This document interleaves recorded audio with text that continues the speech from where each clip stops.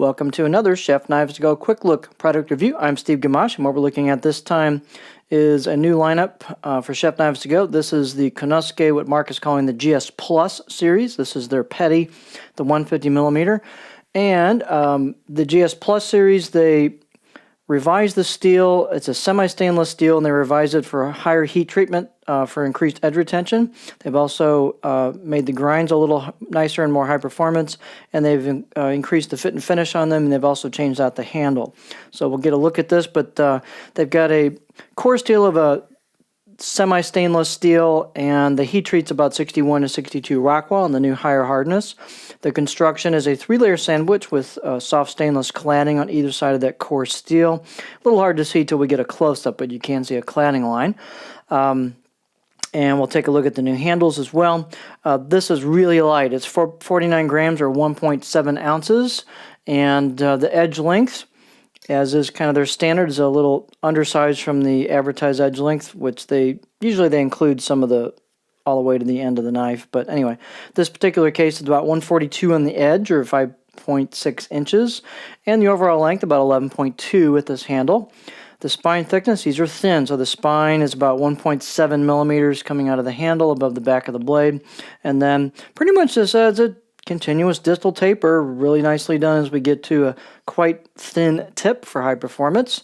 These are not a tall petty. They're one of the shorter, what we might call utility style petties versus a mini Guto taller petty. And so this one's about 27.4 millimeters on the edge.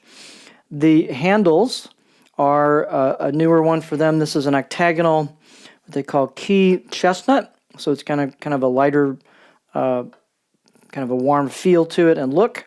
The circumference is about 65 millimeters or about 2.5 inches on this handle. Let's get a close-up look at the blade.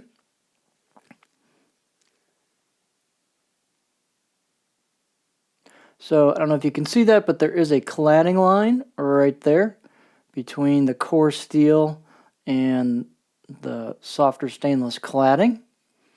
These also have an embossed kanji on them, identifying the maker and the knife. Fit and finish is well done. They're machine finished on them. You can see that. But they've nicely polished the spine and also relieved the edges and polished the choil as well. The handle is a bit more kind of rectangular in shape. It's a bit thinner and taller versus a little wider. This could change in the future if Mark decides to change that a little bit, but that's what they look like right now. The install on the handle, if you look closely, you'll see a little bit of a gap there where the tang starts to come in to the handle. And that's not by accident. This is a traditional style of handle install, and that's known as a maki.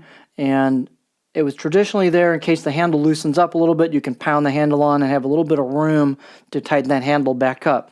So there's nothing wrong with that install. It's a traditional style install. I personally think it looks pretty cool. But so if you're wondering if they're not installed correctly, no, that's a decision that they made for a more traditional look. These are pretty darn thin all the way around, especially at the edge.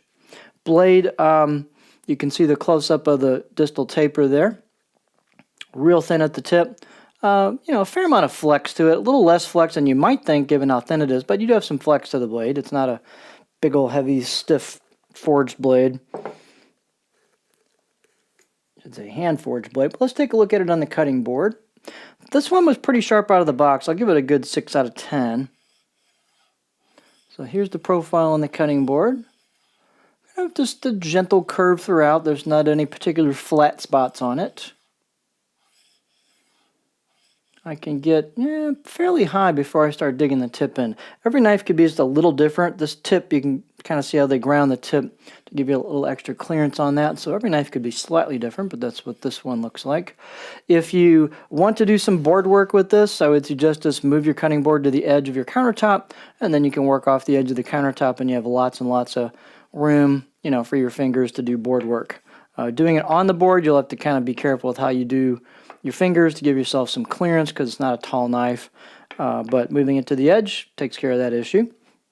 So if you're looking for something that's going to be easy to sharpen, that'll get really sharp, high performance, nice fit and finish, and a wah-handled petty, this might be a good option for you. So this is the Konosuke GS Plus Series Petty 150mm knife.